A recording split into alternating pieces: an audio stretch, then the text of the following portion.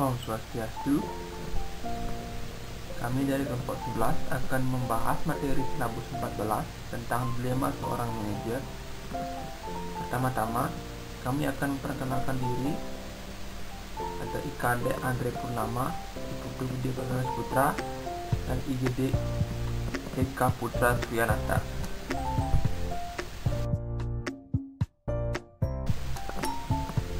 Baik, pada kesempatan kali ini kami akan membahas tentang dilema seorang manajer. Nah, di mana sepokok di sini ada manajer, dilema, dan dilema seorang manajer Panamaku. Nah, ada dilema seorang manajer dalam kondisi saat ini. Pertama-tama kita harus mengetahui tentang manajer. Apa sih manajer itu? Manajer adalah seorang yang bekerja melalui orang lain dengan mengkoordinasikan kegiatan-kegiatan mereka guna mencapai sasaran. Secara umum, manajer didefinisikan sebagai orang yang memiliki pengalaman, pengetahuan, serta keterampilan untuk dapat memimpin, mengelola, mengendalikan, mengatur, dan mengembangkan organisasi demi mencapai tujuannya.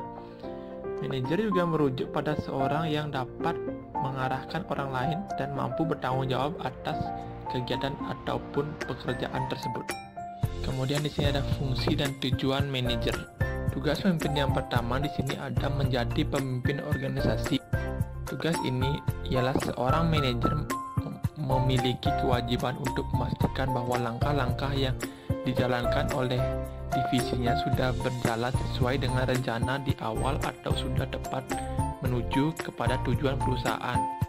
Dan tugas yang kedua di sini ada mengatur dan mengendalikan organisasi, yang dimana kewajiban manajer selain memimpin organisasi atau perusahaan juga memiliki tugas untuk memastikan bahwa langkah-langkah yang dilaksanakan oleh organisasi atau perusahaan sudah berjalan sesuai dengan rencana atau tujuan awal organisasi.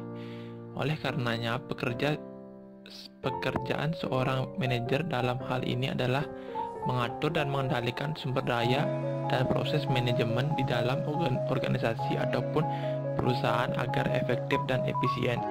Yang ketiga di sini ada melakukan pengembangan terhadap organisasi yang dipimpin. Di sini dimaksudkan seorang manajer dengan ide-idenya harus mampu menggerakkan organisasi atau perusahaan agar berkembang ke depannya untuk mencapai tujuan perusahaan. Yang keempat di sini ada melakukan penyelesaian masalah yang dihadapi organisasi. Ini seorang manajer tidak hanya bertugas dan berkewajiban untuk mengarahkan dan mengevaluasi, namun mampu memberikan ide, gagasan, dan solusi terkait isu-isu yang terjadi di dalam proses organisasi dan mampu menjadi penengah dalam sebuah organisasi agar tidak adanya perpecahan. Kemudian ada fungsi manajer yang terdiri dari 4, yaitu planning, organizing, executing, dan controlling. Yang pertama ada planning atau perencanaan. Di sini manajer bersama jajarannya memiliki tugas merencanakan langkah dalam pencapaian tujuan organisasi sesuai dengan kebijakan atau aturan organisasi. Manajer perlu mempertimbangkan sumber daya yang diperlukan, langkah yang diambil, dan memprediksi hasil yang akan didapat dari langkah tersebut. Dan ada fungsi organizing, yang dimana seorang manajer mampu mengatur tugas, wewenang, dan tanggung jawab setiap individu dalam perusahaannya menjadi satu kesatuan untuk mencapai tujuan yang telah direncanakan dari awal. Juga berarti pembagian pekerjaan antara satu orang dengan orang lain, antar unit dengan unit lain, dan antar bagian dengan bagian lain. Kemudian yang ketiga ada accounting atau menggerakkan atau pengarahan, di mana suatu fungsi kepemimpinan manajer untuk meningkatkan efektivitas dan efisiensi kerja secara maksimal serta menciptakan lingkungan kerja yang sehat dan dinamis. Dan yang keempat ada controlling atau pengawasan. Sini kegiatan untuk menilai dan mengendalikan jalannya kegiatan agar mencapai tujuan. Manajer mengawasi apakah pelaksanaannya dan hasilnya telah sesuai dengan apa yang telah direncanakan, apakah perlu ada perbaikan, dan lain sebagainya.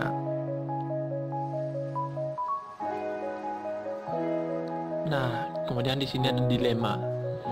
Dilema adalah istilah umum untuk merujuk kepada suatu kondisi yang menyulitkan, yaitu munculnya sebuah masalah yang menawarkan dua kemungkinan di mana kedua-duanya sama-sama tidak praktis untuk diterima.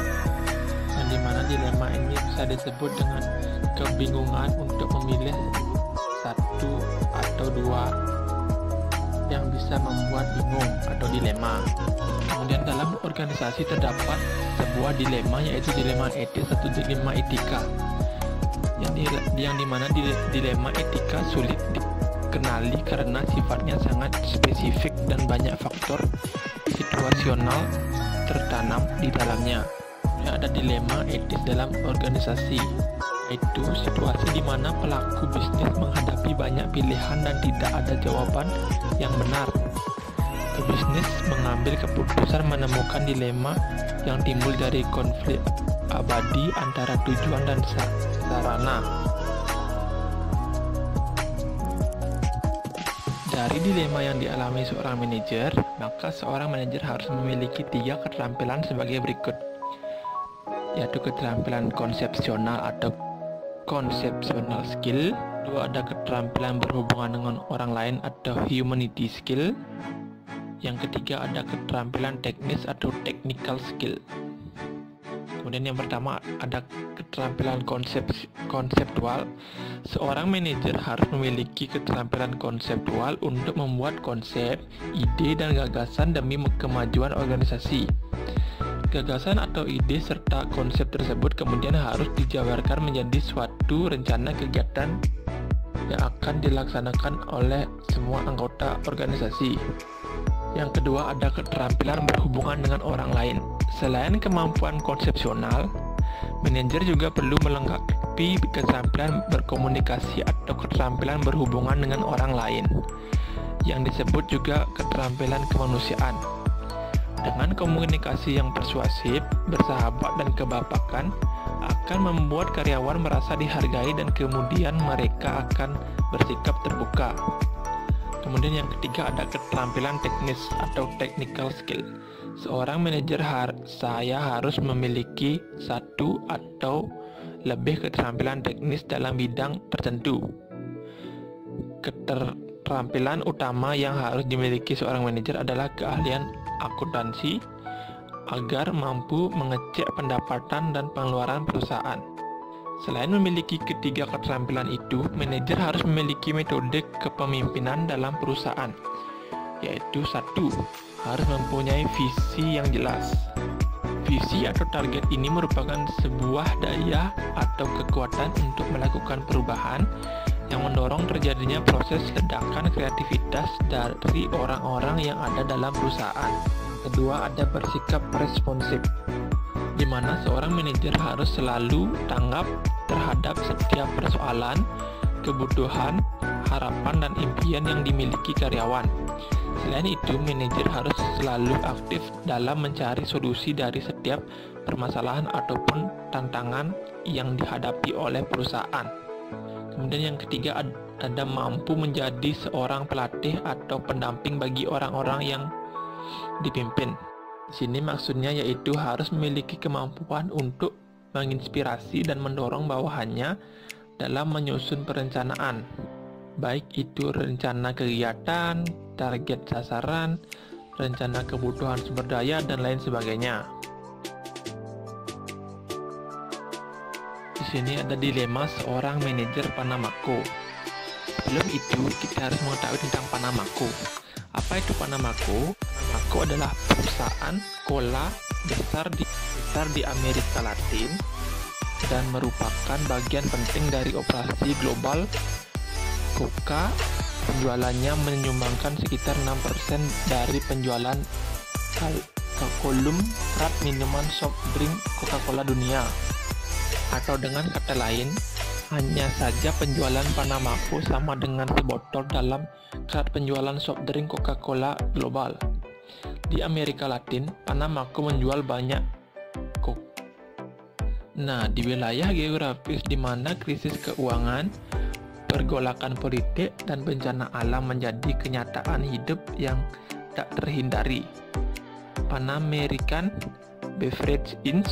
telah mempelajari cara untuk tak hanya bertahan tetapi berkembang dalam lingkungan yang kacau dan tak terduga. Francisco Sanchez Loaiza, selaku direktur dan CEO Panamaco, sangat menyadari akan pentingnya strategi perusahaan bagi Coca-Cola maupun bagi ekonomi Amerika Latin. Ia memproklamirkan bahwa tanggung jawab manajerialnya yang terpenting adalah menjaga karyawan perusahaan terfokus pada kinerja yang sukses dalam lautan perubahan. Sanchez Loaiza juga berkata bahwa penyesuaian adalah keahlian dasar perusahaan dan rahasia untuk bisnis yang terus meluas. Ia juga mengutip kata-katanya yang berbunyi, organisasi kami dirancang untuk mengubah arah dengan cepat.